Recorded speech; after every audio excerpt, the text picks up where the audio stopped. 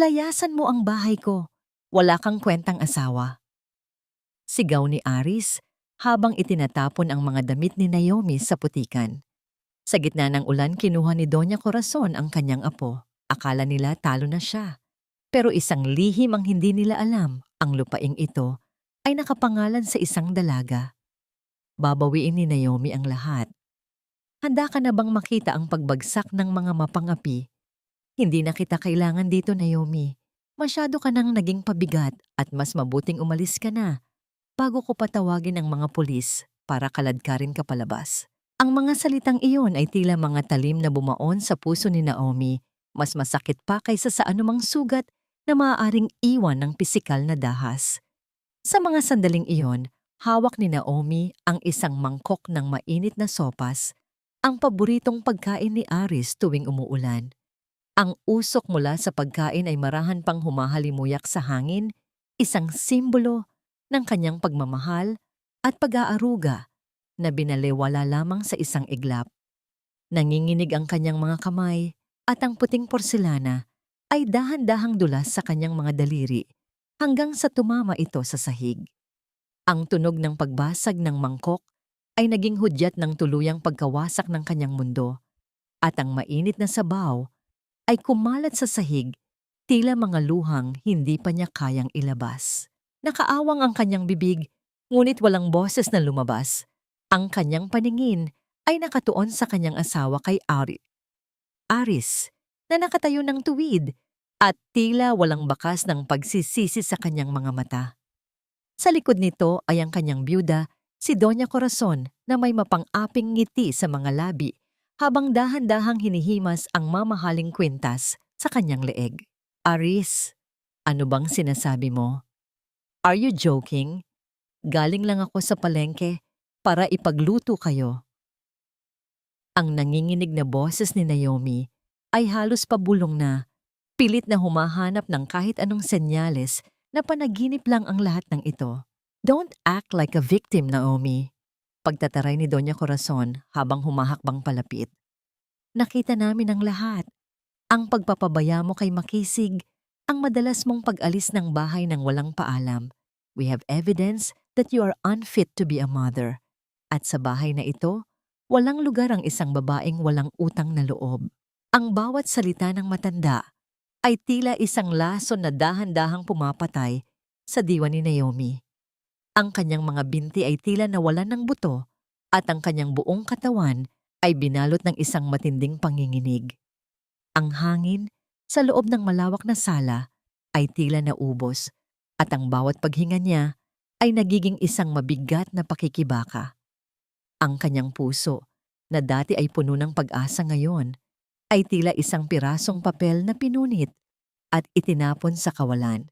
Hindi pa man siya nakakabawi sa unang hagupit, isang mas matinding dagok ang dumating.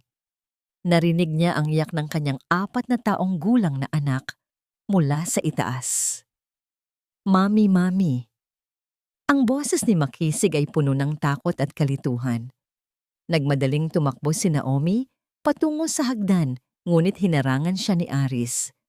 Ang bisig ng lalaki, na dati ay nagbibigay sa kanya ng proteksyon, ngayon ay tila isang pader na naghihiwalay sa kanyang buhay. Huwag mong lalapitan ang anak ko, Naomi. Tapos na ang pagpapanggap mo. Malamig na, sabi ni Aris. Mula ngayon wala ka ng karapatan sa batang iyon. Pirmahan mo na ang mga papeles na ito at umalis ka na. Huwag mo kaming pilitin na gamitan ka ng dahas. Ibinagsak ni Aris ang isang makapal na sobre sa ibabaw ng lamesa. Ang puting papel ay tila kumikinang sa ilalim ng ilaw, naglalaman ng mga kasinungalingan at ang hatol sa kanyang kinabukasan. Nanlalabo ang mga mata ni Naomi sa namumuong luha. Ang kanyang dibdib ay sumisikip, tila may isang malaking bato na nakadagan dito na pumipigil sa kanyang boses na humiyaw sa sakit. Ang katahimikan sa loob ng bahay ay tila isang mabigat na kumot na bumabalot sa kanya, binibitay ang bawat alaala ng kanilang masayang pagsasama. Sa labas ang langit ay tuluyan ng nagdilim at ang ulan ay nagsimulang bumuhos ng malakas. Ang bawat patak ng tubig sa bubungan ay tila isang mabilis na tibok ng puso ng isang taong nag-aagaw buhay. Sa isang marahas na pagkilos kinuha ni Doña Corazon ang mga maleta ni Naomi na kanina pa pala nakahanda sa pinto at itinulak ito palabas ng bahay. "Get out!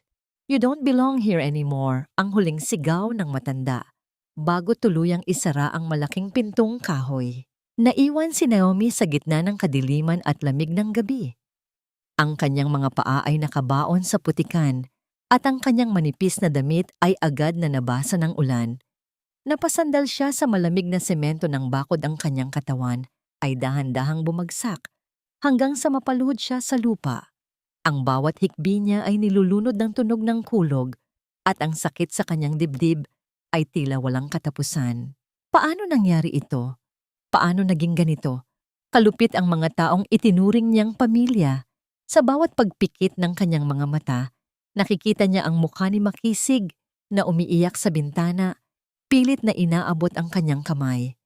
Ang kawalang katarungan ay tila isang apoy na dahan-dahang tumutupok sa kanyang kaluluwa, ngunit sa gitna ng abo ng kanyang pagkawasak, isang katanungan ang pilit na bumabangon sa kanyang isipan.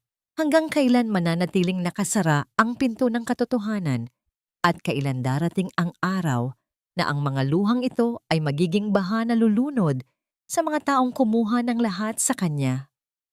Ang bawat hakbang ni Naomi sa madilim na kalsada ay tila paghila sa isang mabigat na kadena na nakagapos sa kanyang kaluluwa. Ang ulan ay hindi tumitigil sa pagbuhos, tila nakikiramay sa bawat patak ng luhang humahalo sa malamig na tubig sa kanyang mga pisngi. Ang kanyang mga paa na nakasuot lamang ng manipis na tsinelas ay lumulubog sa bawat lubak na puno ng maruming tubig, ngunit hindi niya nararamdaman ang pagod ng katawan. Ang tanging nararamdaman niya ay ang nakabibinging katahimikan sa kanyang paligid, isang katahimikan na sumisigaw ng pangalan ng kanyang anak. Sa gitna ng kanyang paglalakad, tila bumalik ang kanyang gunita sa umagang iyon bago nangyari ang trahedya. Naaalala pa niya ang amoy ng gatas at pulbos sa leeg ni Makisig habang mahimbing itong natutulog. Hinaplos niya ang maliliit at malambot na kamay ng bata, ang mga daliring kumakapit sa kanyang damit tuwing natatakot ito sa dilim. Ang bawat tawa ni Makisig ay tila himig ng isang anghel na nagbibigay ng liwanag sa kanyang pagod na buhay. Ngunit ngayon, ang init ng yakap ng anak ay napalitan ng nanunuot na lamig ng gabi at ang tawa nito ay naging alingaw-ngaw ng pighati na paulit-ulit na humahati sa kanyang puso. Nakarating si Naomi sa tapat ng isang maliit at lumang bahay sa dulo ng eskinita. Kumatok siya ng marahan ng kanyang mga daliri ay namamanhid na sa lamig. Ang liwanag mula sa loob ay dahan-dahang sumilip ng bumukas ang pinto at tumambad ang nag-aalalang mukha ni Ate Lourdes. Ang matandang kapitbahay na ito ay matagal nang nakasaksi sa mga pasakit na dinaranas ni Naomi sa kamay ng kanyang biyenan, ngunit ang nakita niya ngayon ay higit pa sa ordinaryong away pamilya. "Diyos ko, Naomi, ano ang nangyari sa'yo? Bakit basang-basa ka at nasaan ang gamit mo?" Ang naguguluhang tanong ni Ate Lourdes habang mabilis na hinihila ang dalaga papasok sa loob. Agad siyang kumuha ng tuyong tuwalya at isang baso ng mainit na tubig. Hindi agad nakasagot si Naomi. Ang kanyang mga labi ay nanginginig at ang kanyang mga mata ay nananatiling nakatingin sa kawalan. "Wala na, ate. Kinuha nila si Makisig. Itinapon nila ako na parang basura sa sarili kong buhay." Ang nanginginig na boses ni Naomi ay halos hindi marinig dahil sa pigil na paghikbi. Napahawak sa kanyang dibdib si Ate Lourdes, ang kanyang puso ay napuno ng habag para sa babaeng itinuring na niyang parang sariling kapatid. "Don't lose hope, Naomi. Hindi pwedeng ganyan na lang. May batas tayo, pwede nating bawiin ang bata." Ngunit umiling si Naomi habang ang kanyang mga kamay ay mahigpit na nakakapit sa basong mainit. Naalala niya ang huling banta ni Doña Corazon bago siya tuluyang itulak sa putikan. Ang boses ng matanda ay tila isang sumpa na bumabalot sa kanyang pagkatao. Sabi ni Doña Corazon, kung lalapit daw ako sa bahay o sa paaralan ni Makisig, ipapakulong niya ako. Sinabi niya sa lahat na baliw ako at sinasaktan ko ang sarili kong anak. Sino ang paniniwalaan nila, ate isang mayamang donya o isang katulad ko na wala kahit 5 sa bulsa? Ang silid ay binalot ng isang mabigat na kalungkutan. Ang tunog ng ulan sa bubungang lata ay tila mga daliri ng tadhana na kumakatok, nagpapaalala kay Naomi ng kanyang kawalang kapangyarihan. Kinuha ni Naomi ang kanyang lumang pitaka at mula rito ay inilabas niya ang isang maliit na panyo na may burdang pangalan ni Makisig. Inilapit niya ito sa kanyang ilong pilit na hinahanap ang huling bakas ng amoy ng kanyang anak, ang tanging bagay na nagpapanatili sa kanyang katinoan sa gitna ng unos. Sa bawat sandaling lumilipas ang pangungulila ay tila isang malalim na balon na unti-unting lumalamon sa kanya. Napatingin si Naomi sa bintana kung saan ang anino ng gabi ay tila walang katapusan. Ang kanyang puso ay nagtatanong sa bawat tibok nito ay may kaakibat na hapdi na hindi kayang lunurin ng anumang gamot. Hanggang kailan niya kayang tiisin ang mawalay sa kaisa-isang dahilan ng kanyang paghinga? At meron pa bang puwang para sa isang ina na tulad niya na mahanap ang daan pabalik sa yakap ng kanyang anak sa gitna ng mundong tila nakatalikod na sa Ang liwanag ng umaga ay pilit na sumisilip sa mga siwang ng bintana ng silid ni Ate Lourdes, ngunit para kay Naomi, ang bawat sinag ng araw ay tila mga karayom na tumutusok sa kanyang balat. Hindi siya nakatulog. Ang bawat pagpikit ng kanyang mga mata ay nagdadala sa kanya pabalik sa eksena kung saan ang kanyang sariling asawa ay itinapon siya sa labas ng kanilang tahanan. Sa kabila ng panghihina ng katawan, may isang hindi maipaliwanag na puwersa ang nagtulak sa kanya na bumalik sa tapat ng kanilang bahay, hindi upang makiusap, kundi upang masigurado kung ligtas ang kanyang anak. Nagtago si Naomi sa likod ng isang malabay na puno ng mangga sa tapat ng kalsada.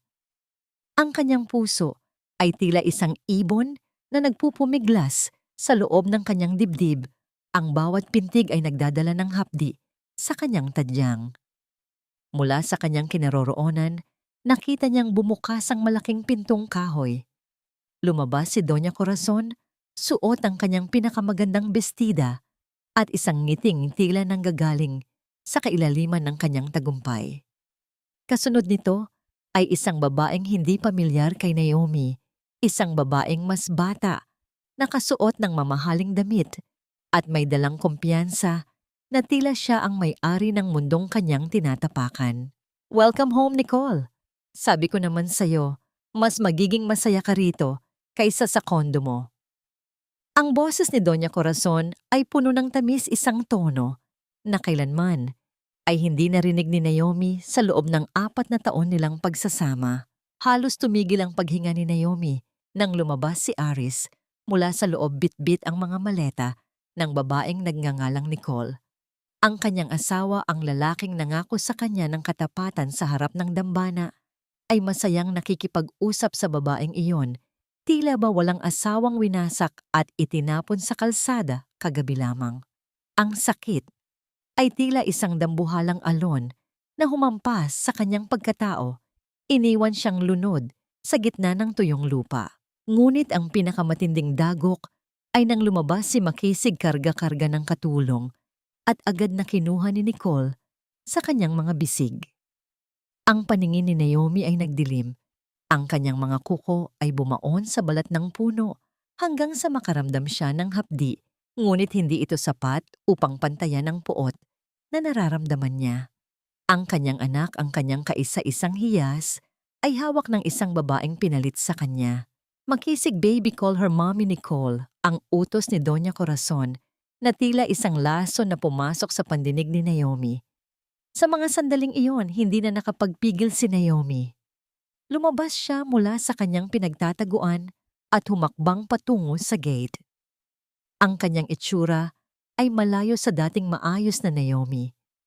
Ang kanyang buhok ay gulo-gulo at ang kanyang mga mata ay mugto sa iyak, ngunit ang kanyang diwa ay puno ng naglalagablab na pagnanais na bawiin ang kanyang anak. Ibigay mo sa akin ang anak ko, Aris. Wala kang hiya. Paano mo nagawa ito? Ang sigaw ni Naomi ay bumasag sa katahimikan ng kalsada. Napalingon ang lahat.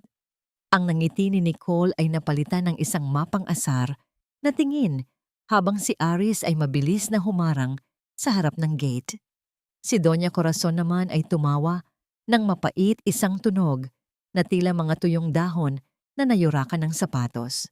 "Look at you, Naomi. You look like a beggar," sabi ni Nicole habang hinahaplos ang pisngi ni Makisig.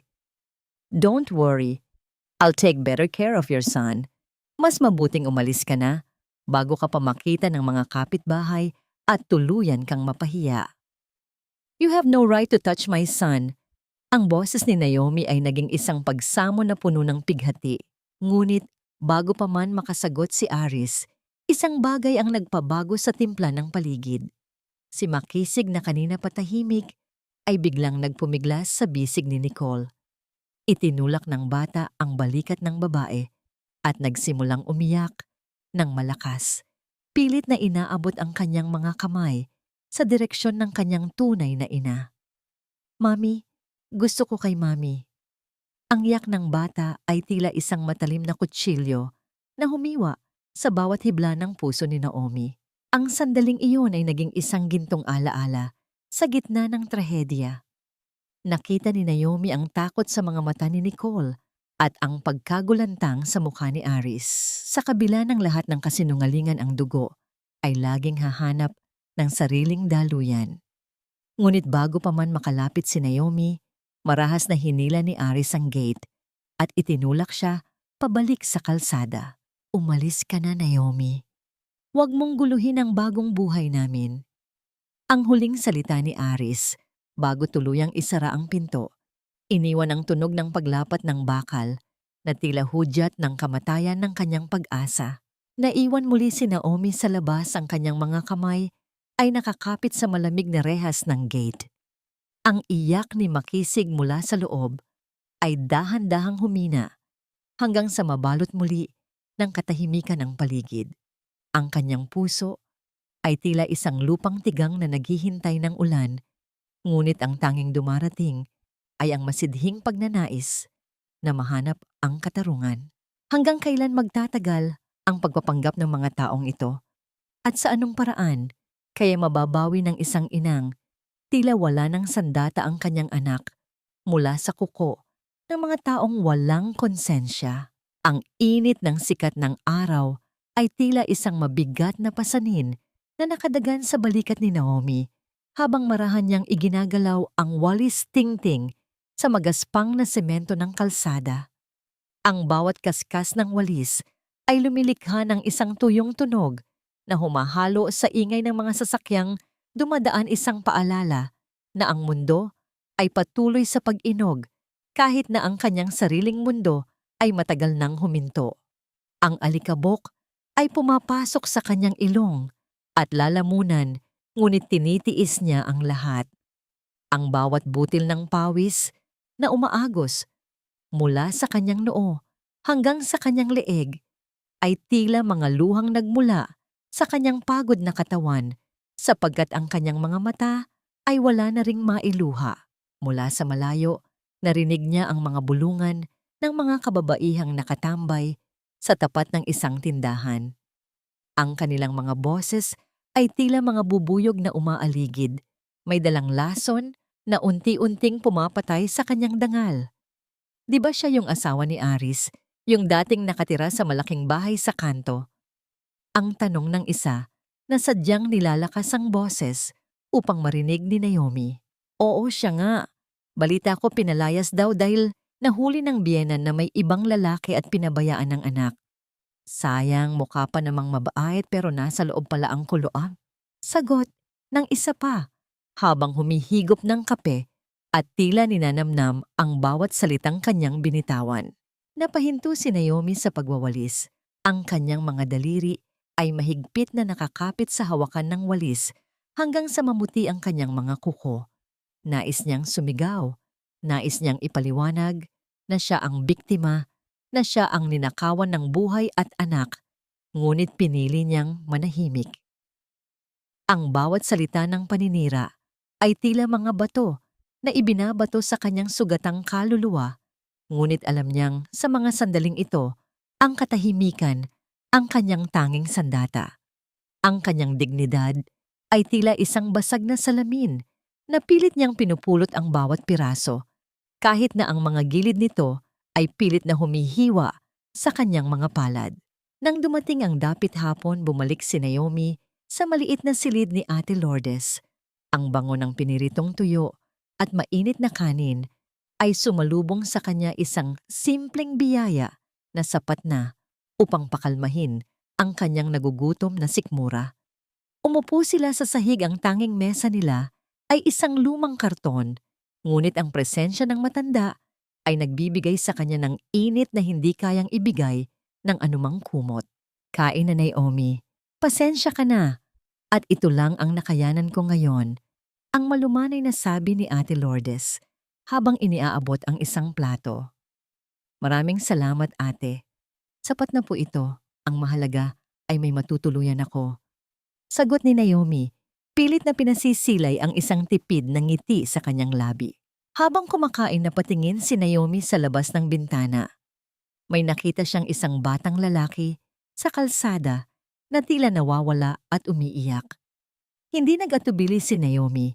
Kinuha niya ang huling piraso ng tinapay na ibinigay sa kanya ni Ate Lourdes at lumabas. Nilapitan niya ang bata at ibinigay ang tinapay. Ang pagngiti ng bata at ang pasasalamat nito ay tila isang haplos sa kanyang sugatang puso. Sa kabila ng sarili niyang hirap na ramdaman ni Naomi na mayroon pa rin siyang maibibigay, na ang kanyang pagkatao ay hindi pa tuluyang nauubos ng puot at pighati. Nang bumalik siya sa loob, napansin niya ang isang madilim na sulok sa ilalim ng higaan ni Ate Lourdes. Doon ay nakita niya ang isa sa mga bag na mabilis na nakuha ng matanda nang palayasin siya. Hinila niya ito at mula sa loob ay lumitaw ang isang lumang kahon ng alahas na yari sa kahoy. Ito ang kahon na pagmamay-ari ng kanyang mga magulang, ang tanging bagay na naisalba niya mula sa kanyang nakaraan. Dahan-dahan niyang binuksan ang takip ng kahon.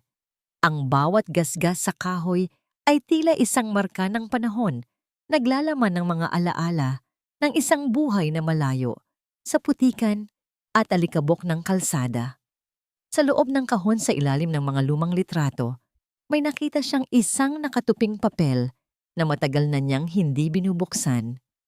Ang kanyang mga kamay ay nagsimulang manginig at ang kanyang hininga ay naging mabigat. Ano ang nilalaman ng papel na ito na tila nakalimutan na ng panahon? At paano kaya nito babaguhin ang tadhana ng isang inang tila nawalan na ng lahat sa mundong ito? Sa loob ng masikip at medyo madilim na silid ni Ate Lourdes, tanging ang liwanag mula sa isang maliit na lampara ang nagbibigay ng anyo sa paligid. Ang katahimikan ng gabi ay nababalot ng isang uri ng bigat na tila nagmumula sa mismong kaluluwa ni Naomi. Hawak niya ang lumang kahon ng alahas na yari sa naraang mga daliri niya ay marahang humahaplos sa mga gasgas at ukit nito. Ang bawat lamat sa kahoy ay tila isang marka ng kasaysayan ng kanyang pamilya, mga alaala ng isang panahong ang kanyang buhay ay hindi pa winawasak ng puot ng ibang tao. Dahan-dahan niyang itinaas ang takip ng kahon. Ang pagkiskis ng tuyong kahoy sa isa't isa ay lumikha ng isang mahinang tunog na tila isang bulong mula sa nakaraan. Ang amoy ng lumang papel at alikabok ay agad na humalimuyak, nagdadala sa kanya sa isang mahabang paglalakbay pabalik sa kanyang kabataan. Tila bumalik ang kanyang gunita 10 taon na ang nakalilipas bago pa niya nakilala si Aris, bago pa siya naging isang asawang minaliit at tinapakan ng dangal. Naalala niya ang kanyang ina, ang pagod na mukha nito, ngunit puno ng pag-asa habang ibinibigay sa kanya ang isang makapal na sobre. Naomi, anak, ang perang ito ay mula sa insurance ng iyong ama. Huwag mong sasayangin. Gamitin mo ito para sa iyong kinabukasan, para magkaroon ka ng sariling masisilungan na walang sino man ang makakakuha sa iyo. Ang boses ng kanyang ina ay tila isang malinaw na alingawngaw sa kanyang isipan. Sa ilalim ng ilang piraso ng luma at kupas na alahas, may isang puting sobre na tila hindi nagalaw ng mahabang panahon. Nanginginig ang mga kamay ni Naomi habang kinukuha ito. Ang bawat paghinga niya ay nagiging mabigat, tila may isang malaking bato na nakadagan sa kanyang dibdib. Inilabas niya ang laman ng sobre, isang dilaw na papel na may mga selyong pula at asul ang titulo ng lupa. Nalabo ang kanyang paningin dahil sa namumuong luha. Hinanap ng kanyang mga mata ang isang partikular na bahagi ng dokumento. Doon sa ilalim ng salitang registered owner ay nakasulat sa malalaking titik ang kanyang pangalan, Naomi Santos. Hindi Naomi de Leon, hindi asawa ni Aris, kundi ang kanyang pangalan noong siya ay dalaga pa, ang pangalang sumisimbolo sa kanyang kalayaan at sariling pagkakakilanlan. Isang matinding panginginig ang bumalot sa kanyang buong katawan.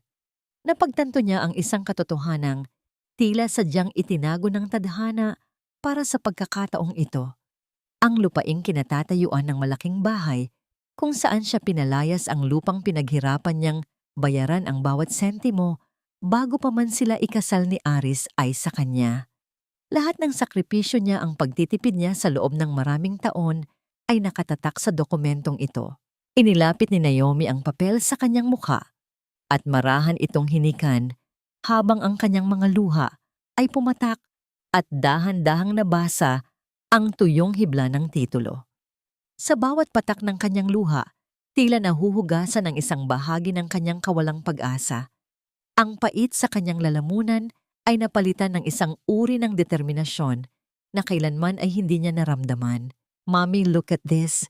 You protected me even when you were gone.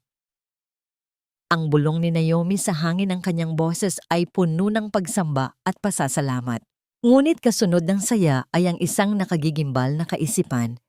Naalala niya ang mga huling araw niya sa bahay, kung paano masayang nagpaplano si Doña Corazon at Aris. Nagibain ang ilang bahagi ng bahay upang magpatayo ng mas malaking gusali gamit ang perang inutang nila. Sila ay nagtatayo ng kanilang mga pangarap sa ibabaw ng isang pundasyong hindi kailanman naging sa kanila. Habang nakatitig sa titulo, isang madilim, ngunit matuwid na balak ang nagsimulang mabuo sa isipan ni Naomi. Ang kanyang mga mata na dati ay puno ng pagsamo ngayon ay nagningning sa ilalim ng liwanag ng lampara. May isang maliit na detalye sa ibaba ng titulo, isang petsa at isang pirma na nagpapaalala sa kanya na ang batas ay maaaring maging kasing talim ng isang espada kung alam mo kung paano ito hahawakan. Ano ang gagawin ni Naomi ngayong hawak na niya ang katotohanang magpapabagsak sa mga taong kumuha ng lahat sa kanya at sapat na kaya ang kapirasong papel na ito upang mabawi niya hindi lamang ang kanyang bahay, kundi pati na ang kanyang anak mula sa mga kamay ng mga mapanggapi sa bandang momog. Ang liwanag ng umaga ay nagdala ng isang bagong uri ng katahimikan sa loob ng maliit na silid ni Ate Lourdes. Sa harap ng isang maliit at gasgas na salamin, nakatayo si Naomi habang hawak ang isang matalas na gunting. Ang kanyang mahabang buhok na dati ay madalas haplusin ni Aris at itinuturing na simbolo ng kanyang pagiging masunuring asawa ay tila isang mabigat na pasanin sa kanyang mga balikat. Sa bawat pag-ipit ng matalas na bakal sa makapal na hibla ng kanyang buhok, naramdaman ni Naomi ang isang uri ng paglaya. Ang bawat bahagi ng kanyang buhok na marahang bumabagsak sa sahig ay tila mga alaala ng kanyang kahinaan na kailangan ng ibaon sa limot. Nang matapos ang huling gupit, tumambad sa salamin ang isang babaeng may maikli at maayos na buhok. Ngunit ang mas kapansin-pansin ay ang ningning sa kanyang mga mata, isang ningning na hindi na nanggagaling sa luha, kundi sa isang matibay na kapasyahan. Naomi, sigurado ka ba sa gagawin mo? Masyadong mapanganib ang kalaban mo? Ang nag-aalalang tanong ni Ate Lourdes habang pinapanood ang dalaga na naghahanda ng kanyang mga dokumento. Sigurado na po ako, ate. Hindi na ako ang Naomi na iiyak lang sa sulok habang tinatapakan ang aking dangal. Ngayon, gagamitin ko ang kanilang sariling kasakiman laban sa kanila. Sagot ni Naomi, ang kanyang boses ay tila isang kalmadong dagat. Bago ang pagdating ng malakas na unos, dinala siya ng kanyang mga paa sa isang maliit at lumang opisina sa bayan, kung saan nakatira ang isang abogadong kilala sa kanyang prinsipyo, si Attorney Manuel. Ang opisina ay puno ng mga nagtataasang tumpok ng mga libro at amoy ng lumang papel, isang paligid na nagbibigay ng pakiramdam ng bigat ng katarungan. Si Manuel, isang lalaking may mga matang tila nakasaksi na sa libu-libong kawalang katarungan, ay marahang kinuha ang titulo mula sa mga kamay ni Naomi. Ang paglipat ng mga pahina ng dokumento ay ang tanging tunog na bumabasag sa katahimikan ng silid. This is a very strong document, Naomi. Ang lupaing ito ay nakapangalan sa iyo noong dalaga ka pa, at ayon sa batas ito ay itinuturing na paraphernal property. Hindi ito bahagi ng conjugal assets ninyo ni Aris dahil nakuha mo ito bago pa ang inyong kasal. Paliwanag ni Manuel habang seryosong nakatitig sa dalaga. Pero kailangan mong maghanda. Doña Corazon has connections at siguradong gagawa sila ng paraan para baluktutin ang katotohanan. Alam ko po, attorney. Kaya nga hindi ko muna ipapaalam sa kanila na hawak ko na ito. Hahayaan ko silang magpatuloy sa kanilang mga plano. Hahayaan ko silang ubusin ang kanilang yaman sa pagpapatayo ng mga estruktura sa lupang hindi naman sa kanila. Ang boses ni Naomi ay puno ng malamig na determinasyon. You're playing a dangerous game, Naomi. Justice takes time, and sometimes it demands a high price, babala ng abogado. Ngunit para kay Naomi, ang presyong yon ay matagal na niyang nabayaran noong gabing itinapon siya sa kalsada at inilayo sa kakanyang anak. Habang naglalakad pabalik, napansin niya ang isang malaking tarpaulin sa harap ng kanilang dating tahanan, isang anunsyo ng konstruksyon ng isang bagong gusali. Narinig niya ang malalakas na tawanan ni Doña Corazon at Aris mula sa loob. Tila ipinagdiriwang ang isang tagumpay na hiram lamang sa tadhana. Nakita ni Naomi mula sa malayo ang pagdating ng isang truck na puno ng mga mamahaling materyales. Ang bawat sako ng semento at bawat piraso ng bakal na ibinababa sa bakuran ay tila mga pako na unti-unting bumubuo sa sariling kabaong ng kasakiman ng kanyang mga kaaway. Alam niyang sa bawat sentimong ginagastos nila, mas lalong lumalalim ang patibong na sila rin ang gumagawa. Habang ang araw ay dahan-dahang lumulubog, isang nakagigimbal na balita ang nakarating kay Naomi mula kay Ate Lourdes. Ang bahay na tanging pag-aari ni Naomi ay ginamit ni Doña Corazon bilang kolateral sa isang malaking pautang mula sa isang hindi kilalang tao upang pondohan ang kanilang negosyo. Ngunit paano nila nagawa iyon kung ang orihinal na titulo ay nasa kamay ni Naomi? Isang matinding kilabot ang gumapang sa kanyang likuran. Mayroon bang mas malalim na sabuatan sa likod ng pagkawalan ng kanyang buhay at sino ang taong handang magpahiram ng ganoong kalaking halaga sa mga taong ang pundasyon ay purong kasinungalingan? Ang halimuyak ng mamahaling alak at lutuing Kastila ay bumabalot sa bawat sulok ng bahay na dati ay pinuno ni Naomi ng pagmamahal at pag-aaruga. Ang mga kurtinang dati ay kulay asul at nagbibigay ng kapayapaan ay pinalitan na ng makakapal na pelus na kulay ginto at pula, isang pagbabagong tila sumisigaw ng karangyaan ngunit kulang sa kaluluwa. Sa gitna ng malawak na sala, maririnig ang malalakas na tawanan ni Doña Corazon at ng kanyang mga kaibigan. Ang bawat hagalpak ay tila mga tinik na bumaon sa alaala ng mga pader na dati ay saksi sa pighati ni Naomi. Sa wakas nakakahinga na nang maayos ang bahay na ito. It feels so much lighter Now that the trash is out, don't you think? Ang mayabang na pahayag ni Doña Corazon habang itinataas ang kanyang kopita ng alak. Ang kanyang mga mata ay nagniningning sa ilalim ng mga kristal na chandelier, tila ipinagdiriwang ang kanyang tagumpay sa pagpapaalis sa kanyang manugang. Si Nicole naman na suot ang isang mamahaling seda ay masayang nakaupo sa tabi ni Aris. Ang kanyang mga daliri ay marawahang dumadaloy sa braso ng lalaki, isang kilos na tila pagmamay-ari na naging dahilan ng paninikip ng dibdib ni Aris. Sinimulan na ni Nicole ang pamamahala sa mga bank accounts ni Aris, unti-unting kinukuha ang kontrol na dati ay hawak ni Naomi sa pamamagitan ng tiwala. Binago niya ang ayos ng kwarto, itinapon ang mga natitirang kagamitan ni Naomi at pinalitan ito ng mga bagay na ayon sa kanyang panlasa. Aris, honey, I think we should renovate the garden too. Masyadong simple ang mga halaman. We need something more sophisticated. Ang malambing na mungkahi ni Nicole, bagaman ang kanyang mga mata ay nakatuon sa isang mamahaling relo na kabibili lamang ni Aris para sa kanya. Samantala sa loob ng maliit at mainit na silid ni Ate Lourdes, nakatitig si Naomi sa maliwanag na screen ng kanyang lumang cellphone. Ang kanyang mga daliri ay bahagyang nanginginig habang tinitingnan ang isang post sa social media. Isang larawan ni Makisig, ang tumambad sa kanya ang bata, ay nakasuot ng bagong damit, ngunit ang kanyang mga mata ay walang bakas ng katuwaan. Nakatayo ang bata sa tabi ni Nicole at ang pilit na ngiti sa labi ng kanyang anak ay tila isang kutsilyong humihiwa sa puso ni Naomi. Makisig, anak, kaunting tiis na lang. Mommy is coming to get you soon. Ang pabulong na pangako ni Naomi, ang kanyang boses ay naging pause dahil sa pilit na pagpigil sa emosyon.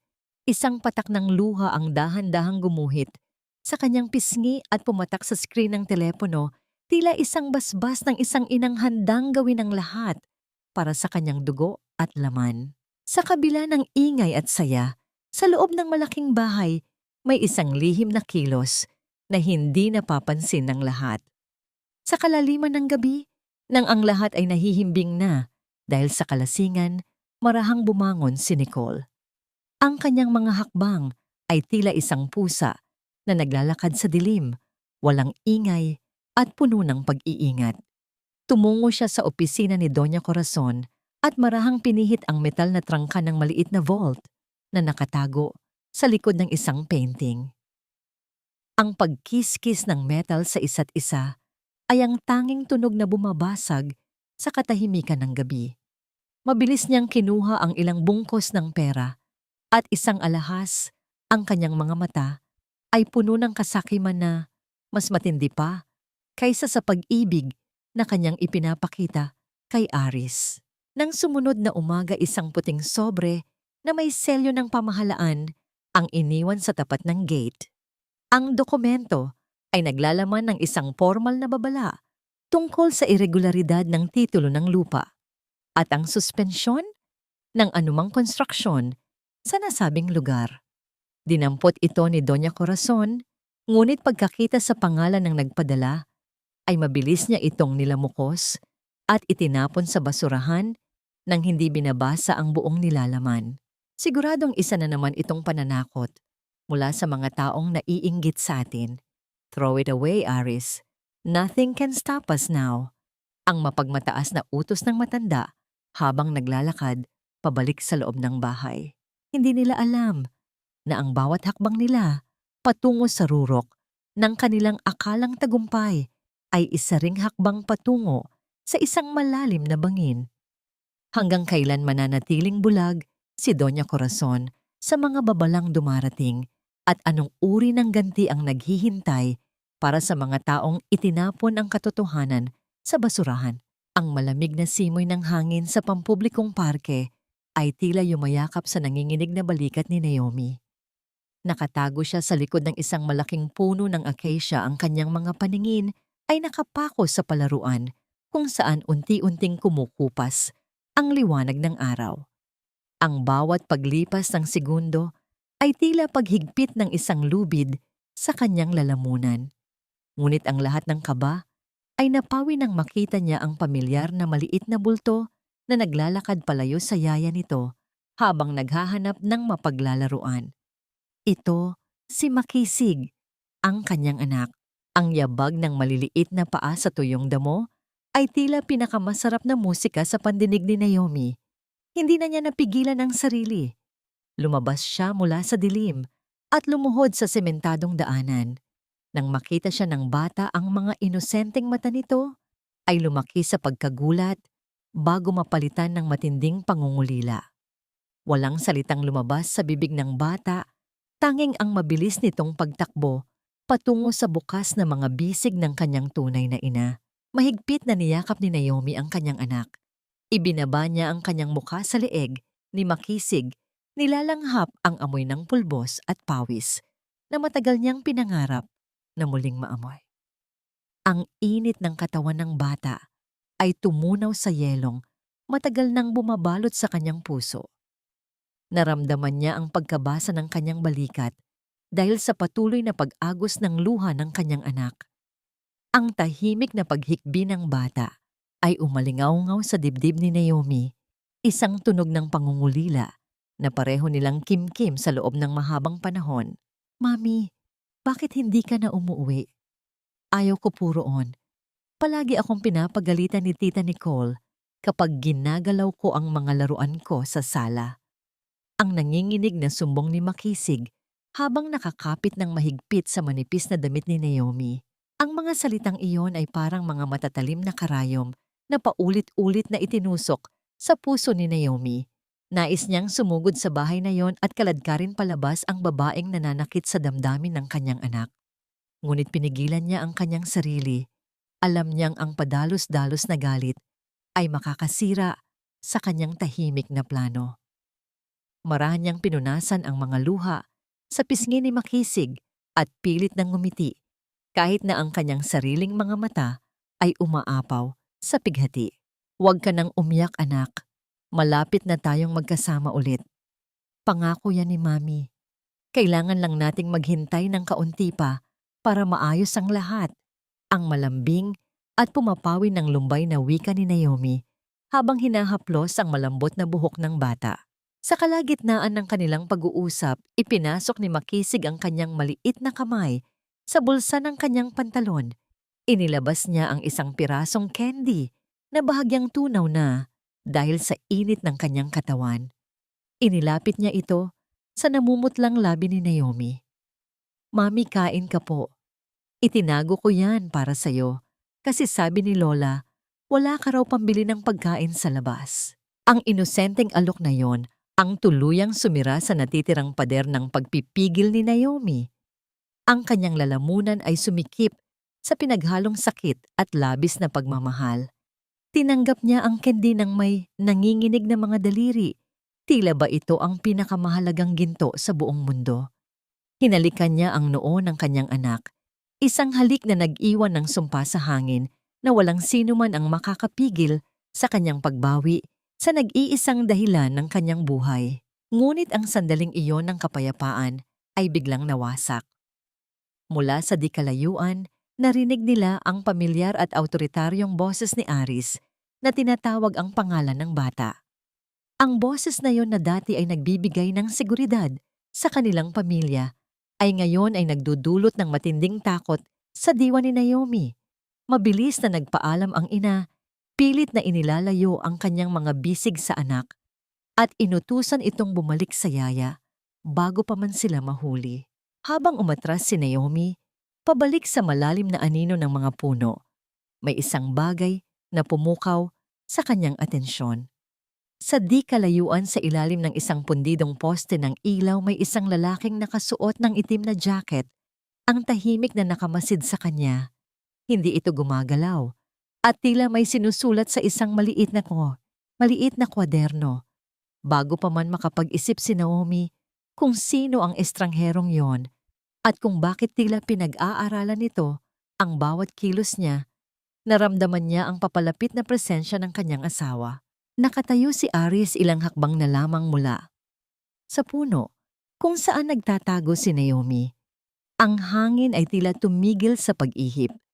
Napansin ni Aris ang isang pamilyar na panyong may borda na nahulog ni Naomi sa damuhan. Dinampot niya ito at dahan-dahang inangat ang kanyang paningin patungo sa madilim na kakahuyan. Ang kanyang mga mata ay nanliit at ang kanyang panga ay nagtagis. Paano kung ang aninong nakita niyang mabilis na nagtago sa dilim ay hindi lamang isang imahinasyon ng kanyang isipan? Ang mabilis na pagtibok ng puso ni Naomi ay tila nakikipag-unahan sa kanyang mga hakbang habang nililisan niya ang parke. Dala ang takot na tuluyang matuklasan ni Aris ang kanyang pinagtataguan. Ngunit bago pa siya makalayo sa madilim na eskinita, patungo sa bahay ni Ate Lourdes, isang pigilan ang nagpabagal sa kanyang pagtakas. Ang lalaking nakasuot ng itim na jacket na kanina pa nakamasid sa kanya ay tuluyan ng lumapit. Ang liwanag mula sa pundidong poste ng ilaw ay nagbunyag sa isang formal na anyo ng lalaki. May hawak na isang itim na folder na tila naglalaman ng mga kasagutan sa matagal na niyang mga katanungan. Nagpakilala ang lalaki bilang isang investigador mula sa isang pribadong ahensya ng pautang. Sa ilalim ng malamig na simoy ng gabi, dahan-dahang inilabas ng lalaki ang isang kopya ng dokumento at inilantad ito sa paningin ni Naomi. Ito ay isang pekeng titulo ng lupa, ginawang kasulatan, na nagpapatunay na ang malaking bahay ay pag-aari ni Aris at ng kanyang ina. Ginamit ito ni Doña Corazon bilang kolateral upang makakuha ng milyon-milyong piso para sa kanilang negosyo at pagpapaganda ng bahay. Nalaman ng ahensya ang irregularidad sa mga papaeles at sinimulang hanapin ang tunay na Naomi Santos upang kumpirmahin ang panlilinlang. Isang nakakabinging katahimikan ang namayani sa isipan ni Naomi. Ang balita ay tila isang malamig na tubig na ibinuhos sa kanyang pagkatao, hindi upang magdulot ng takot kundi upang gisingin ang isang malalim na pagkaunawa. Ang mga taong nagtapon sa kanya sa putikan ay sila rin mismong naghuhukay ng kanilang sariling libingan. Nagpasalamat si Naomi sa investigador at tahimik na naglakad pauwi. Ang kanyang mga mata ay nagniningning hindi sa luha ng pighati, kundi sa isang kalmadong paghihintay ng katarungan. Kinabukasan dinala ng mga paa ni Naomi ang kanyang sarili sa kalsadang matagal na niyang iniiwasan. Mula sa likod ng isang malaking puno, sa kabilang kalsada, pinagmasdan niya ang kanyang dating tahanan. Ang buong paligid ay puno ng mga manggagawa na nagbubuhat ng mabibigat na bakal at mamahaling marmol patungo sa loob ng bakuran. Ang pagbuhos ng semento at ang bawat pagkilos ng mga makina ay naglalarawan ng karangyaan. Ngunit sa halip na makaramdam ng panliliit, isang tipid at malalim na ngiti ang sumilay sa mga labi ni Naomi. Ang kanyang mga kamay ay mahigpit na nakakapit sa strap ng kanyang lumang bag. Gumagastos ng milyon-milyong pisong utang ang kanyang biyenan para pagandahin ang isang palasyong nakapangalan sa isang babaeng itinuring nilang basahan. Ang bawat haligi na itinayo nila ay magiging haligi rin ng kinabukasan ni Makisig. Samantala, sa loob ng bahay na inakalang puno ng kaligayahan, ang haligi ng kasinungalingan ay unti-unti nang nadudurog. Nakaupo si Aris sa harap ng kanyang mesa. Ang kanyang mga kamay ay mahigpit na nakasabunot sa kanyang sariling buhok habang nakatitig sa mga patong-patong na bayarin. Ang kanyang negosyo ay nagsimulang gumuho matapos mag-atrasan ang kanyang mga pangunahing kliyente. Walang nakakaalam kung paano kumalat ang katotohanan tungkol sa kanyang pagkatao at kung paano niya tinrato ang kanyang unang asawa. Ngunit ang epekto nito sa kanyang reputasyon ay naging mabilis at malupit. Wala na si Naomi na dating tahimik na nag-aayos ng kanyang mga gusot at nagpapanatili ng magandang ugnayan sa mga namumuhunan. Pumasok si Nicole sa silid, ang kanyang muka ay salamin ng pagkadismaya. Aris, my credit cards are declining. Nakakahiya sa mga kaibigan ko sa salon. I thought you said the business loan was approved. Bakit wala pa ring laman ang account ko? Naiinis na inangat ni Aris ang kanyang paningin. Ang kanyang mga mata ay puno ng pagod at galit na hindi niya mailabas. Can you just wait, Nicole? Hindi lang ikaw ang may kailangan ng pera. Nawalan ako ng 2 malaking kliyente ngayon. Kung puro ka shopping, bakit hindi mo subukang tumulong dito sa bahay? Ang sagot ni Aris ay sinalubong ni Nicole ng isang malamig at mapanuring tingin. Ang maskara ng isang malambing at mapagmahal na bagong asawa ay dahan-dahang nahuhulog. Inilalantad ang isang babaeng walang balak sumama sa paglubog ng isang barko. Tinalikuran niya si Aris nang walang anumang salita. Ang kanyang mga hakbang ay mabibigat at puno ng pagmamaktol palabas ng silid. Nang sumapit ang hating gabi, ang buong bahay ay binalot ng katahimikan. Bumangon si Doña Corazon mula sa kanyang kama upang kumuha ng tubig. Ang kanyang lalamunan ay tuyot isang pakiramdam ng pagkabalisa ang hindi niya maipaliwanag. Habang naglalakad siya sa pasilyo, napansin niya ang isang bahagyang bukas na pinto sa kwarto ni Nicole. Ang ilaw mula sa loob ay lumilikha ng isang mahabang anino sa sahig. Ang mga paa ng matanda ay maingat na humakbang patungo sa siwang ng pinto. Iniiwasan ang anumang ingay. Sumilip siya sa loob at doon ay tumambad sa kanya ang isang eksenang nagpatigil sa pag-ikot ng kanyang mundo. Nakaluhod si Nicole sa harap ng isang nakabukas na maleta. Puno ng pagmamadali at pag-iingat, inilalagay ng babae ang mga bungkos ng pera, ang mga antigong alahas ng pamilya, at ang mga mamahaling relos ni Aris sa loob ng bag. Naramdaman ni Doña Corazon na tila humiwalay ang kanyang kaluluwa sa kanyang katawan. Nagpapasok siya ng isang ahas sa kanyang sariling bakuran upang tuklawin ang kanyang manugang, ngunit hindi niya inakalang ang laso nito ay uubos din sa kanyang sariling yaman. Habang nakatitig sa babaeng nakatalikod at naghahandang tumakas sa gitna ng gabi, isang matinding katanungan ang bumalot sa isipan ng matanda. Ano ang kanyang gagawin ngayon upang mapigilan ang pagkawala ng kanyang kayamanan, at sapat pa kaya ang kanyang lakas upang harapin ang katotohanang siya mismo ang nagbukas ng pinto sa kanilang sariling kapahamakan? Ang bawat hibla ng kalamnan ni Doña Corazon ay tumigas habang pinagmamasdan niya ang eksenang unti-unting bumubura sa kanyang mga ilusyon ng karangyaan. Hindi na siya nakapagpigil. Ibinagsak niya ng buong lakas ang pintuan upang ito ay tuluyang bumukas. Ang malakas na pagtama ng kahoy sa dingding ay tila umalingaw-ngaw sa buong bahay. Nagising ang katahimikan at nagdala ng matinding pagkagulat sa babaeng nagbabalot ng kanilang mga kayamanan. Magnanakaw ahas, kaya pala ubos na ang laman ng vault ko. Ikaw palang hayop ka ang kumukuha. Ang boses ni Doña Corazon ay naging isang matinis na alingaw-ngaw ng galit at pagkawasak. Mabilis niyang tinakbo ang pagitan nila ni Nicole at mahigpit na sinabunutan ang buhok ng babae. Napahiyaw si Nicole sa sakit habang pilit na inilalayo ang mga kamay ng matanda. Bitawan mo ako, matandang baliw. Kukunin ko lang ang nararapat sa akin. Wala nang pera ang anak mo. Pabagsak na ang negosyo ninyo. Nagising si Aris dahil sa ingay. Mabilis siyang bumaba. Mula sa kanyang silid, ang kanyang mga mata ay nanlalaki nang makita ang 2 babaeng nag-aagawan sa isang maleta na naglalaman ng mga alahas at pera. Pinaghiwalay niya ang 2. Ang kanyang paghinga ay mabigat habang tinitingnan ang laman ng nakabukas na bag. Nicole, you're leaving me, ninanakawan mo kami. Ang boses ni Aris ay naging isang pabulong na nagpapahayag ng lubos na pagkabigo. Ang lalaking minsang nagtapon sa kanyang asawa para sa isang panandaliang aliw ay ngayon nahaharap sa katotohanang ang pag-ibig na inaakala niya ay nabibili lamang ng pera. Wake up, Aris. I am not staying in a sinking ship. Walang magtitiyaga sa isang lalaking walang maibigay, kundi utang.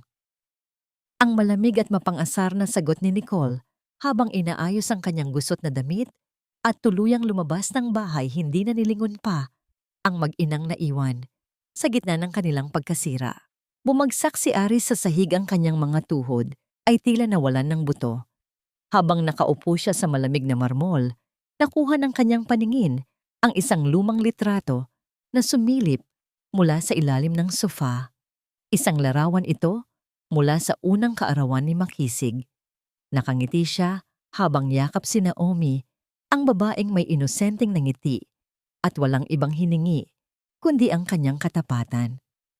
Isang mainit na likido ang dahan-dahang pumatak mula sa kanyang mga mata, hinuhugasan ang mga bakas ng kasakiman at iniiwan ang hapdi ng isang huli at walang silbing pagsisisi.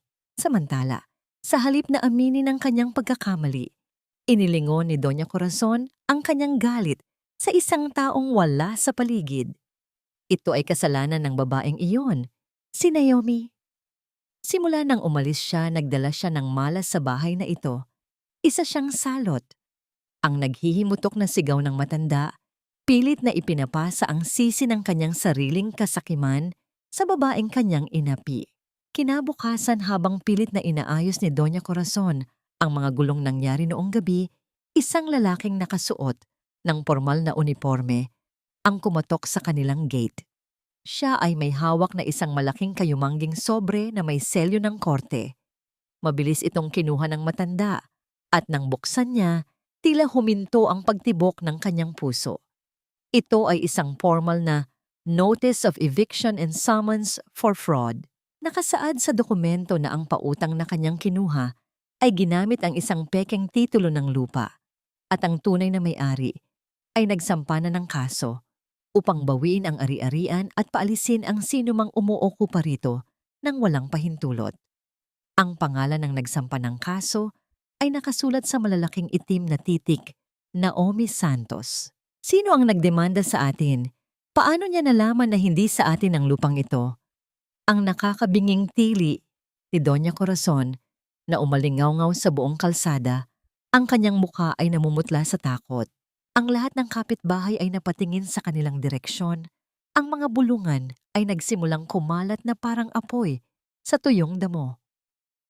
Ngunit sa gitna ng kanyang pagkagulantang at takot, na mawalan ng lahat isang malaking tanong, ang patuloy na sumisiksik sa isipan ng matanda. Paano nabuhay ang isang babaeng itinapon na nila sa basurahan upang maging isang malaking banta na babawi sa lahat ng kanilang inagaw? Ang katahimikan sa loob ng opisina ni Attorney Manuel ay tila isang mabigat na ulap na nagbabanta ng isang malakas na ulan. Nakaupo si Riz at Doña Corazon sa tapat ng mahabang mesang yari. Sa makintab na kahoy, ang kanilang mga muka ay nakapinta ng magkahalong takot at hindi makapaniwalang galit. Ipinatawag sila para sa isang mediation, isang huling pagkakataon bago tuluyang ipatupad ang kautusan ng korte. Binuksan ni Attorney Manuel ang pinto at kasabay nito ay ang pagpasok ng isang babaeng nagpatigil sa pag-ikot ng mundo ni Aris. Ang babaeng iyon ay hindi ang asawang itinapon nila sa kalsada na puno ng putik at luha. Pumasok si Naomi nang may tuwid na tindig, nakasuot ng isang simpleng ngunit eleganteng puting kasuotan. Ang kanyang maikling buhok ay nagbigay diin sa matalim na ekspresyon ng kanyang mukha at ang kanyang mga mata na dati ay laging nakayuko sa pagpapakumbaba na ngayon ay naglalabas ng isang tahimik na kapangyarihan na tila nakakapasong apoy. Napalunok si Aris. Ang mga daliri niya ay automatikong napakuyom sa ilalim ng mesa nang makita ang pagbabagong anyo ng babaeng minsan niyang tinawag na asawa. Sa unang pagkakataon, matapos ang mahabang panahon, nakita niya ang halaga ng taong kanyang sinira at ang pakiramdam ng pagsisisi ay tila isang tinik na bumabara sa kanyang lalamunan. Naomi, what is the meaning of this? Paanong ikaw ang nagdedemanda sa amin? Ang nanginginig. Ngunit pilit na matapang na tanong ni Doña Corazon habang nakaturo ang daliri sa dalaga. Ang bahay na yon ay pag-aari ng pamilya namin. Marahang umupo si Naomi sa tapat nila. Ibinaba niya ang kanyang itim na bag sa tabi at kalmadong tumingin sa mga mata ng kanyang biyenan. Walang kahit anong panginginig sa kanyang boses nang siya ay magsalita. Ang bahay na yon, Doña Corazon, ay itinayo sa lupang binili ko gamit ang perang pamana ng aking mga magulang. Ito ang orihinal na titulo ng lupa na nakapangalan kay Naomi Santos ang pangalan ko bago ko pa nakilala ang anak mo. Inilapit ni Attorney Manuel ang isang kopya ng dokumento sa harap ni na Aris at Doña Corazon. Ang bawat pahina ay naglalaman ng mga katibayan, ang petsa ng pagbili na naganap bago ang kasal at ang mga resibo ng materyales na binayaran gamit ang personal na ipon ni Naomi. Ang mukha ng matanda ay unti-unting nawalan ng kulay, tila isang papel na pinagkaitan ng dugo. Peke yan, imposible. Matagal na naming hawak ang titulo. Ang nagwawalang pagtanggi ni Doña Corazon, pilit na itinatapon ang dokumento pabalik kay Naomi. Ang hawak mo ay isang pekeng kopya na mismong ginamit mo para utangin ng milyon-milyon ang bangko. Sagot ni Naomi, ang kanyang tono ay kasing lalamig ng yelo. At dahil dyan nahaharap ka ngayon sa kasong estafa at pamememeke ng dokumento. Isang kasong hindi mo matatakasan gaano man karaming pera ang meron ka. Nanatiling nakayuko si Aris, hindi makahanap ng lakas upang salubungin ang mga mata ng babaeng kanyang pinagkanulo. Ang bigat ng kanyang mga pagkakamali ay tila mga batong nakadagan sa kanyang balikat. Nagsimula ng gumuhit ang mga luha sa kanyang mga mata, hindi dahil sa takot sa batas, kundi dahil sa labis na kahihiyang nararamdaman niya sa harap ni Naomi. Kinuha ni Naomi ang isang puting papel mula sa kanyang folder at dahan-dahang itinulak ito palapit kay Aris. Ito ay isang kasunduan na isinusuko ng formal ni Aris ang buong karapatan sa pag-aalaga kay Makisig. Pirmahan mo yan, Aris. Ibalik mo sa akin ang anak ko. Oras na hindi mo yan pinirmahan, sisiguraduhin kong hindi ka lang makukulong dahil sa kasabwat ka sa pamimeke, kundi ilalantad ko rin ang lahat ng ebidensya ng pangangalunya mo para patunayang wala kang karapatang maging ama. Ang mga salitang binitawan ni Naomi ay hindi isang banta, kundi isang hatol na walang pag-aalinlangan. Ang bawat linya sa mukha ni Aris ay sumigaw ng pagkatalo. Nanginig ang kanyang kamay, habang kinukuha ang bolpen ang mga luha ay tuluyan ng pumatak sa ibabaw ng papel na kanyang pipirmahan. Ngunit hindi pa rin matanggap ni Doña Corazon ang kanyang pagkatalo. Sa isang biglaang bugso ng matinding poot, tumayo ang matanda. Ang kanyang mga mata ay nanlilisik at ang kanyang mga kamay ay nakaakma upang saktan si Naomi. Walang hiya ka. Hindi ko hahayaang sirain mo ang pamilya ko. May isa pa akong alas laban sa iyo at sisiguraduhin kong babalik ka sa putikan na pinanggalingan mo. Bago pa man makalapit ang matanda, mabilis na humarang si Attorney Manuel pilit na inilalayo si Doña Corazon kay Naomi. Sa gitna ng kaguluhan sa loob ng silid na natiling nakaupo si Naomi, ang kanyang paningin ay matatag at walang bahid ng takot. Ngunit sa likod ng kanyang kalmadong anyo, isang tanong ang naglaro sa kanyang isipan. Ano ang lihim na alas na sinasabi ng matanda? At meron pa bang natitirang laso ng ahas na handang kumagat kahit ito ay malapit na sa sarili nitong kamatayan? Amani, ang mga umiikot na pula at asul na ilaw mula sa sasakyan ng mga pulis ay nagbigay ng kakaibang anyo sa tahimik na kalsada, tila mga babalang nakaguhit sa dilim. Ang mga kapitbahay, ang mga tinaguriang marites na dati ay puno ng mapanghusgang tingin, ay nagsimulang lumabas sa kanilang mga gate. Ang kanilang mga bulungan ay tila mga bubuyog na humahanap ng madaling makuha na tsismis. Sa gitna ng lahat ng ito, huminto ang isang puting sasakyan sa tapat ng malaking gate ng bahay na naging saksi sa napakaraming pighati. Bumaba si Naomi, ang kanyang tindig ay matuwid at ang kanyang mukha ay walang bakas ng pag-aalinlangan, tila isang reyna na muling babawiin ang kanyang kaharian. Sa loob ng bakuran, ang ingay ng pagtatalo ay umalingaw-ngaw hanggang sa kalsada. Lumabas si Doña Corazon, nagulugulo ang buhok, ang kanyang mga mata ay nanlilisik sa galit habang pilit na hinaharangan ang mga opisyal ng barangay at ang mga pulis. Sa likod niya ay si Aris na nakayuko at tila nais magpalamon sa lupa. dahil sa tindi ng kahihiyang nadarama sa harap ng buong komunidad. Hindi ninyo kami pwedeng paalisin. Akin ang bahay na ito. Pinaghirapan namin ito ng anak ko. Ang naghihimutok na tili ni Doña Corazon. Ang kanyang boses ay naging paos na sa galit. Aris, gawin mo ang paraan. Tawagan mo ang mga kaibigan mo. You can't let them do this to us. Ngunit walang nagawa si Aris. Lumapit ang hepe ng mga pulis at marahang inilatag ang notice of eviction. Ang bawat salita sa dokumentong yon ay tila isang hatol na hindi na mababago. Ang katotohanan na ang titulo ay napatunayang sa pangalan ni Naomi Santos ay naging isang pader na hindi kayang tibagin ng anumang sigaw o banta. Ma'am, kailangan na ninyong lumabas ng maayos. May utos ang korte na ibalik ang ari-arian sa tunay na nagmamay-ari nito. Ang malamig na pahayag ng pulis habang ang mga tauhan nito ay nagsimulang ilabas ang mga gamit na hindi pag-aari ni Naomi. Sa sandaling iyon pumasok si Naomi sa loob ng gate. Ang kanyang bawat hakbang sa semento ay tila isang deklarasyon ng kanyang pagbabalik.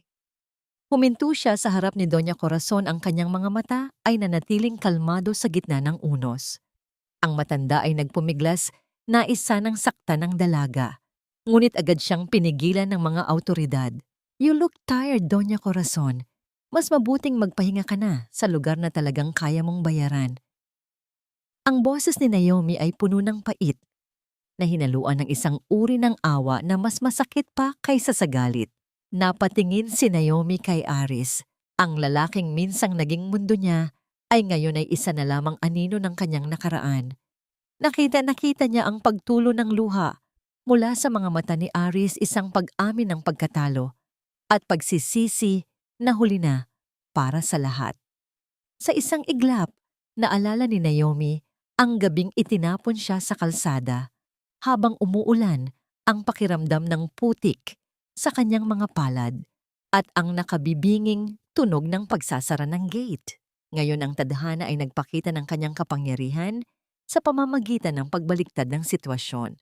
Ang mga gamit ni na Doña Corazon, ang mga mamahaling bag na binili, gamit ang utang ang mga damit na simbolo ng kanilang huwad na karangyaan, ay isa-isang inilagay sa kalsada.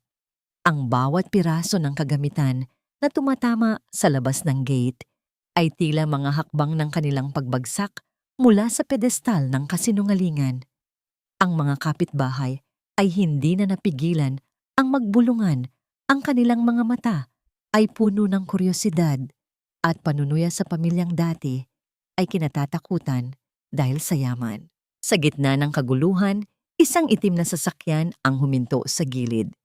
Bumukas ang pinto at lumabas ang yaya, dala-dala si Makisig. Ang bata ay tila nalilito sa dami ng tao, ngunit nang makita niya si Naomi na nakatayo sa itaas ng hagdan ng kanilang beranda, ang kanyang mukha ay agad na nagliwanag. Mami, Mami. Ang sigaw ni Makisig ay bumasag sa lahat ng ingay at tensyon sa paligid. Binitawan ng bata ang kamay ng yaya at mabilis na tumakbo patungo sa kanyang ina. Naramdaman ni Naomi ang matinding paghampas ng emosyon sa kanyang dibdib. Lumuhod siya at sinalubong ang kanyang anak. Mahigpit itong niyakap habang ang kanyang mga luha ay tuluyan ng pumatak. Sa sandaling iyon, ang bahay, ang lupa at ang lahat ng kayamanan ay nawalan ng halaga kumpara sa init ng katawan ng kanyang anak sa kanyang mga bisig. Tumayo si Naomi habang karga si Makisig. Tumingin siya sa malayo sa direksyon kung saan unti-unting lumalayo si Aris at ang kanyang ina, bit-bit ang kanilang mga natitirang piraso ng dangal. Ang hangin ay tila naging mas presko at ang bigat sa kanyang puso ay dahan-dahang napalitan ng isang uri ng kapayapaan na matagal na niyang hinanap.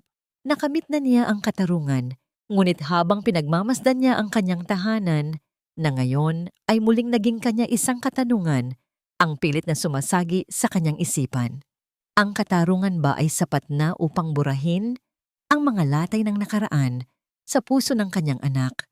At ano ang gagawin niya kung ang mga anino ng mga taong ito ay muling magtangkang lumapit sa kanilang bagong buhay? Ang katahimikan sa loob ng bahay ay tila isang malambot na kumot na bumabalot sa pagod na diwa ni Naomi. Wala na ang mga matitinis na utos ni Doña Corazon at ang mabigat na presensya ni Aris. Ang tanging naririnig na lamang ay ang mahinang paghinga ni Makisig habang mahimbing itong natutulog sa sofa. Ang maliit nitong kamay ay nakahawak pa rin sa laylayan ng damit ni Naomi. Tila natatakot na sa sandaling bumitaw ito ay muling maglalaho ang kanyang ina. Ang liwanag ng buwan na tumatagos sa bintana ay nagbibigay ng anyo sa mga alikabok na sumasayaw sa hangin, mga bakas ng nakaraan na kailangan ng linisin. Sinimulan ni Naomi ang pagtatanggal sa mga alaala ng mga taong sumira sa kanyang buhay. Hinila niya ang makakapal na kurtinang pelos na kulay ginto at pula ang simbolo ng huwad na karangyaan ni Doña Corazon. Sa bawat paghila niya sa tela, tila may isang bahagi ng kanyang pighati ang natatanggaling kasama nito. Inilabas niya ang mga mamahaling pabango at gamit ni Nicole na naiwan sa silid. Ang bawat bote na tumatama sa loob ng kahon ay tila isang deklarasyon na wala ng puwang ang anumang lason sa loob ng tahanang ito. Ang bawat sulok ng bahay na dati ay puno ng pangungutya, ay dahan-dahan niyang binabasbasan ng kapayapaan sa pamamagitan ng kanyang mga kamay. Nang sumunod na araw dumating si Attorney Manuel upang magbigay ng ulat tungkol sa katayuan ng ari-arian.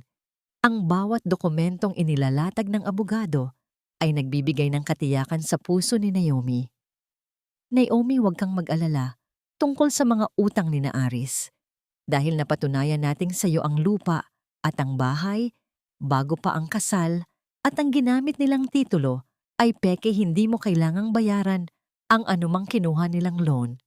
Ang bangko ang hahabol sa kanila, hindi sa iyo ang paliwanag ni Manuel na tila isang malakas na kalasag na pumoprotekta sa kanyang kinabukasan. Isang mahinang pagtama ng kamao sa pintong kahoy ang bumasag sa kanyang pag-iisip.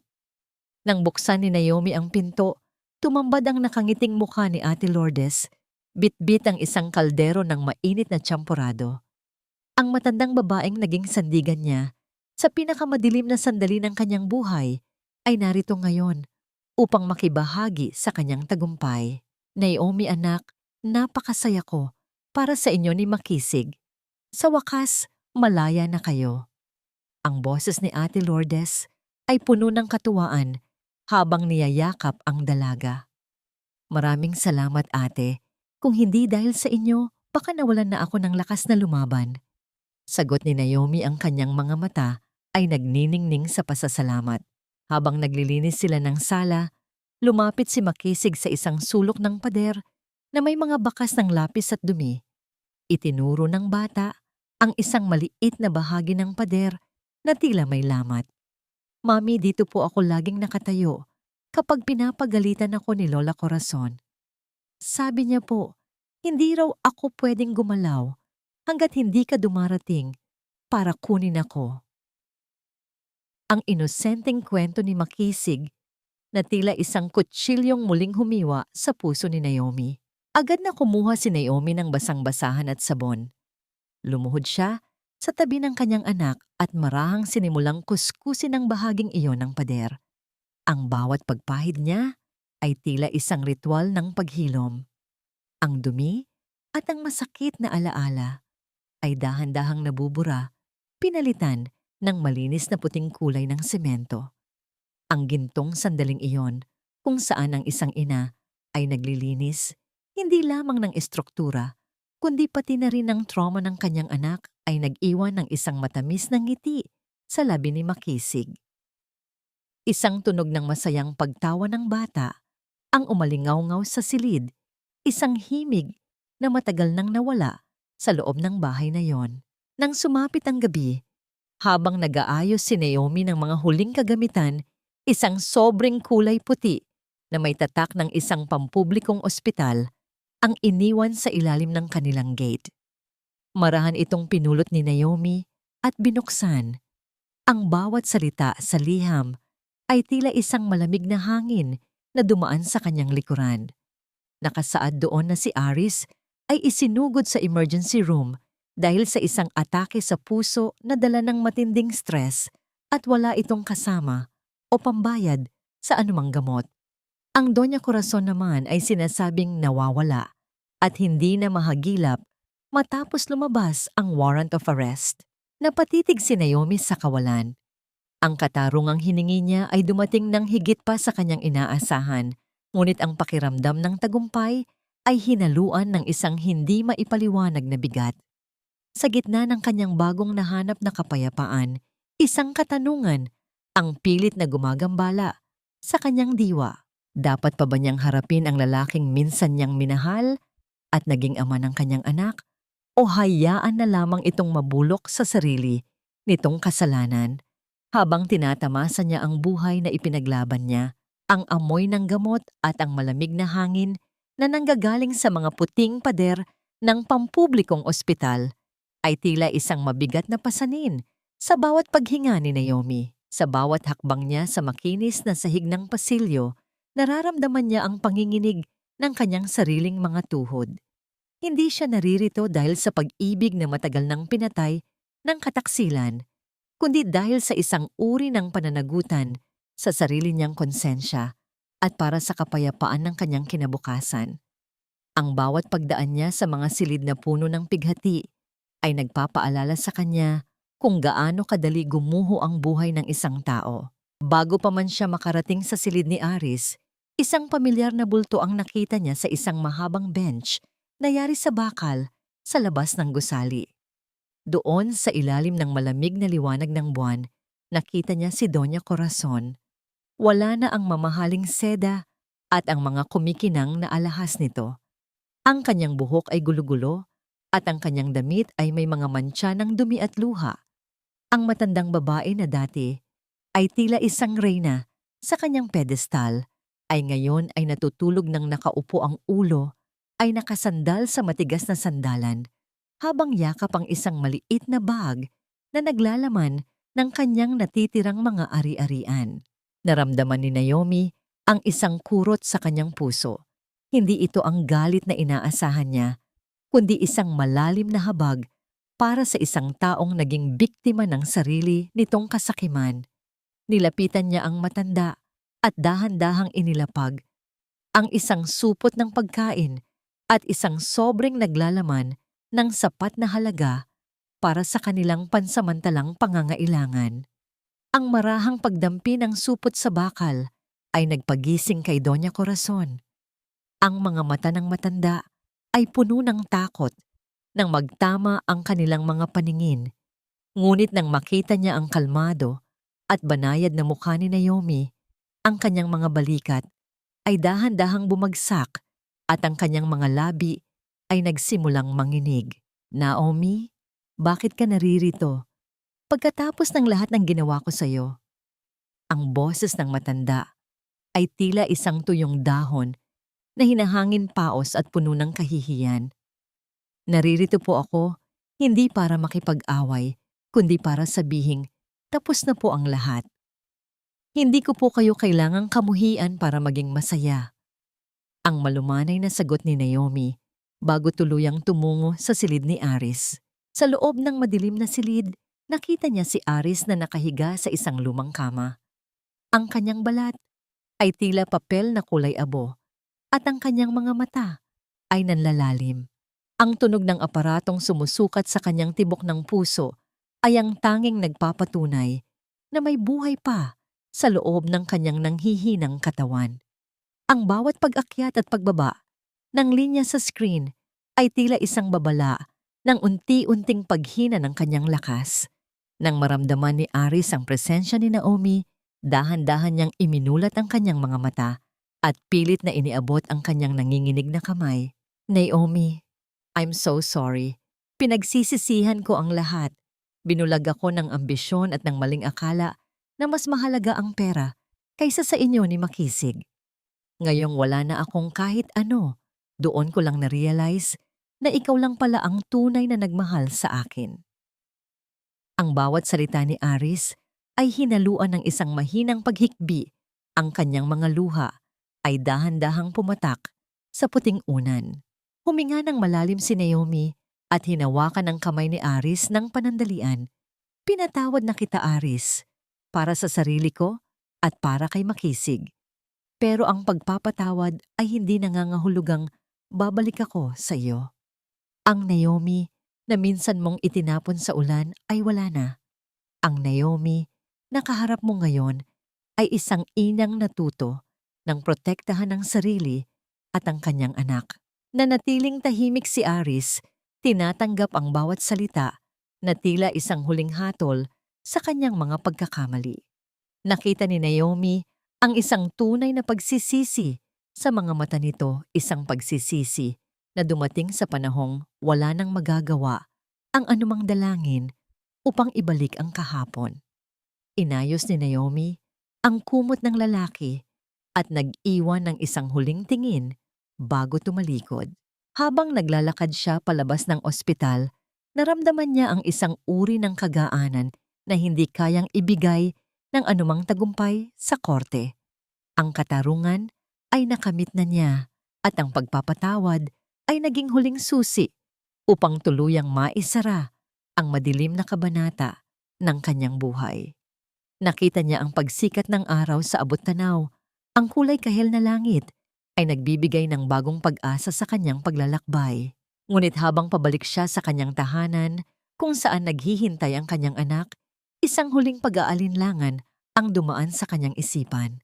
Sapat na kaya ang kanyang lakas upang harapin ang kinabukasan ng mag-isa? At ano ang kanyang isasagot kay Makisig kapag dumating ang araw na hanapin nito ang ama na minsan nang nawala sa landas ng kanilang buhay? Ang sinag ng umaga ay marahang gumagapang sa makintab na sahig ng sala, nagbibigay ng gintong liwanag sa bawat sulok ng tahanang muling nabuhay. Wala na ang amoy ng luma at madilim na kahapon. Sa halip ang hangin ay puno ng halimuyak ng bagong lutong pandesal at ang sariwang amoy ng mga halamang muling sumibol sa hardin. Ang bawat pag-ihip ng hangin sa mga bagong kurtinang kulay asul at puti ay tila isang banayad na kumpas ng kalayaan.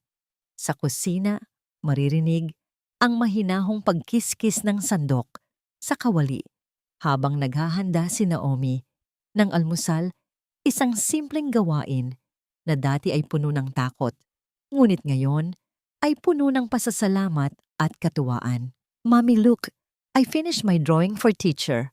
Ang masayang sigaw ni Makisig habang tumatakbo patungo sa kanyang ina, bit-bit ang isang pirasong papel na puno ng makukulay na guhit ng isang bahay, isang malaking puno, at 2 taong magkahawak kamay. Binitawan ni Naomi ang kanyang ginagawa at lumuhod upang yakapin ang kanyang anak. Ang malutong na pagtawa ni Makisig ay pumuno sa buong silid, isang himig na tila nagpapagaling sa bawat latay ng nakaraan sa puso ni Naomi. Pinagmasdan niya ang mukha ng bata, ang mga mata nito ay wala na ang bakas ng takot, tanging ang ningning ng pag-asa at kagalakan. Hinaplos ni Naomi ang pisngi ng anak, isang haplos na nagdadala ng pangako na hinding-hindi na muling mauulit ang madilim na kabanata ng kanilang buhay. "Napakaganda, anak. We will put this on the refrigerator later." Ang nakangiting tugon ni Naomi, ang kanyang boses ay tila isang banayad na awit na nagpapatatag sa diwa ng bata. Pagkatapos ng almusal, tumungo si Naomi sa kanyang maliit na opisina sa gilid ng sala. Sa loob ng maikling panahon, matapos niyang mabawi ang kanyang ari-arian, sinimulan niya ang isang maliit na online business ng mga home-baked pastries, isang hilig na matagal niyang kinalimutan noong siya ay nakakulong pa sa mga utos ni na Aris at Doña Corazon. Ang bawat order na kanyang natatanggap ay tila isang patunay na ang isang babaeng minsang itinuring na walang kwenta ay may kakayahang bumangon at magtagumpay gamit ang sariling mga kamay. Sa gitna ng kanyang pagtatrabaho, napatingin si Naomi sa dingding kung saan nakasabit ang isang simpleng frame. Sa loob nito ay ang titulo ng lupa na kanyang ipinaglaban. Hindi na ito isang dokumento lamang ng pagmamay-ari. Ito ay naging simbolo ng kanyang katatagan, ng kanyang dangal, at ng katotohanang ang katarungan ay laging dumarating sa mga taong marunong maghintay at lumaban ng tama. Ang bawat letra ng kanyang pangalan sa papel na yon ay tila kumikinang sa ilalim ng liwanag, nagpapaalala sa kanya na siya ay sapat, siya ay mahalaga, at siya ay malaya. Isang marahang pagtama ng kamao sa pintong kahoy ang pumukaw sa kanyang atensyon. Nang buksan niya ito, tumambad si Attorney Manuel Suot, ang kanyang pamilyar na formal na kasuotan, ngunit may daladalang isang maliit na basket ng mga prutas at ilang mga libro para kay Makisig. I just wanted to check on you and Makisig Naomi. Mukhang masayang-masaya na ang paligid ninyo. Ang boses ni Manuel ay may bahid ng paghanga habang pinagmamasdan ang maayos na tahanan. Salamat, attorney. We are doing very well. Parang ngayon lang talaga nagsimula ang tunay naming buhay. Sagot ni Naomi, habang ang isang hindi maipaliwanag na pakiramdam ng kagaanan isang banayad na kilig na matagal nang nawala ay tila sumagi sa kanyang puso sa tuwing nakikita ang kabutihan ng lalaking tumulong sa kanya sa gitna ng unos. Nagkaroon sila ng maikling pag-uusap tungkol sa huling balita sa korte. Ang negosyo ni Aris ay tuluyan ng isinara at ang kanilang mga natitirang ari-arian ay nakuha na ng bangko. Si Doña Corazon naman ay sinasabing nananatili sa isang maliit na pasilidad para sa mga nakatatanda na mumuhay sa tahimik na pagsisisi. Bagaman, may pait pa ring natitira. Mas nanaig ang kapayapaan sa puso ni Naomi. Alam niyang ang bawat tao ay may sariling tadhana na dapat harapin at ang sa kanya ay ang magpatuloy sa isang landas na puno ng liwanag. Nang umalis si Manuel, lumabas si Naomi sa beranda at pinanood si Makisig na naglalaro sa ilalim ng puno ng mangga. Ang hangin ay humahalik sa kanyang pisngi, tila bumubulong ng mga salita ng pagpapatatag. Ang kanyang buhay ay tila isang aklat na muling binuksan sa isang bagong pahina, isang pahinang hindi na isusulat ng iba, kundi ng kanyang sariling paninindigan at pagmamahal. Tumingin si Naomi sa malayo sa abot-tanaw kung saan ang langit ay malinis at asul. Isang malalim na hininga ang kanyang pinakawalan, isang hiningang naglalabas ng lahat ng natitirang sakit. Sa bawat tibok ng kanyang puso, naramdaman niya ang matinding lakas ng isang inang muling nabuo. Wala nang takot, wala nang pag-aalinlangan. Ang bagong simula ay narito na at handa na niyang yakapin ang bawat segundo nito kasama ang kanyang anak sa loob ng tahanang tunay na sa kanya. Ang huling kabanata ng bawat kwento ay hindi laging nagtatapos sa isang malaking piging o marangyang pagdiriwang. Minsan, ang tunay na tagumpay ay matatagpuan sa isang tahimik na dapit hapon kung saan ang tanging naririnig ay ang marahang pagaspas ng mga dahon sa hardin at ang mahinahong paghinga ng isang pusong sa wakas ay nahanap na ang kanyang tahanan. Nakaupo si Naomi sa tapat ng kanyang bintana, hawak ang isang mainit na tasa ng tsa. Ang bawat pag-ikot ng usok mula sa tasa ay tila mga anino ng nakaraan na dahan-dahang naglalaho sa hangin. Sa kanyang kandungan, nakasandal si Makisig habang nagbabasa ng isang makulay na aklat. Ang katahimikan sa pagitan nilang dalawa ay hindi na puno ng takot o pangamba, kundi ng isang uri ng seguridad na tanging isang inang dumaan sa apoy ang makakapagbigay. Napatingin si Naomi sa titulo ng lupa na ngayon ay maayos nang nakasabit sa dingding. Ang kapirasong papel na yon ay hindi na lamang dokumento ng lupa. Ito ay naging patunay na ang katotohanan, gaano man ito ibaon sa putik ng kasinungalingan, ay laging hahanap ng paraan upang lumabas at magbigay ng liwanag. Naitanong ni Naomi sa kanyang sarili, pinatawad na ba niya ang mga taong kumuha ng lahat sa kanya? Ang pagpapatawad na pagtanto niya ay hindi nangangahulugang kailangang ibalik ang dating ugnayan. Pinatawad niya si Aris at Doña Corazon hindi dahil karapat-dapat sila, kundi dahil ang kanyang puso ay masyadong mahalaga para panatilihin ang laso ng puot. Ang kanyang pagpapatawad ay ang kanyang formal na pagpapaalam sa kanila, isang pagputol sa kadena na nag-uugnay sa kanyang kaluluwa sa kanilang mga pagkakamali. Natagpuan na niya ang tunay na kapayapaan, hindi sa piling ng iba, kundi sa loob ng kanyang sariling pagkatao. Ang aral na nais iwan ni Naomi sa sinumang makikinig sa kanyang kwento ay simple. Ang halaga ng isang babae ay hindi nakadepende sa apelyidong dala niya sa bahay na tinitirhan niya o sa dikta ng ibang tao. Ang tunay na kapangyarihan ay nasa pananahimik habang tinitipon ang mga piraso ng katotohanan at sa lakas ng loob na tumayo muli kahit na ang buong mundo ay tila nakatalikod na sayo. Ang bawat sugat ay hindi marka ng pagkatalo, kundi isang mapa patungo sa isang mas matatag na bersyon ng sarili. Nang dumating si Attorney Manuel ng gabing iyon para sa isang simpleng hapunan, ang pagngiti ni Naomi ay wala ng bahid ng pait. Ang banayad na pagdampi ng kanilang mga kamay habang inaayos ang mesa ay nagbigay ng isang matamis na kilig, isang bagong simula na hindi minamadali, kundi hinahayaang lumago sa sarili nitong panahon. Ang pag-ibig ay muling kumatok sa kanyang pinto at sa pagkakataong ito, handa na siyang buksan ito dahil alam na niya kung paano protektahan ang kanyang sarili.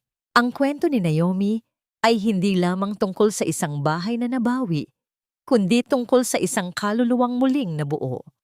Habang dahan-dahang lumulubog ang araw, iniwan ni Naomi ang isang huling sulyap sa kanyang tahanan. Ang bawat sulok nito ay puno na ng pag-asa. Ang katarungan ay nakamit na, ang lumbay ay napawi na, at sa wakas, ang pamana ng katatagan ay tuluyan ng nanahan sa kanilang mga puso.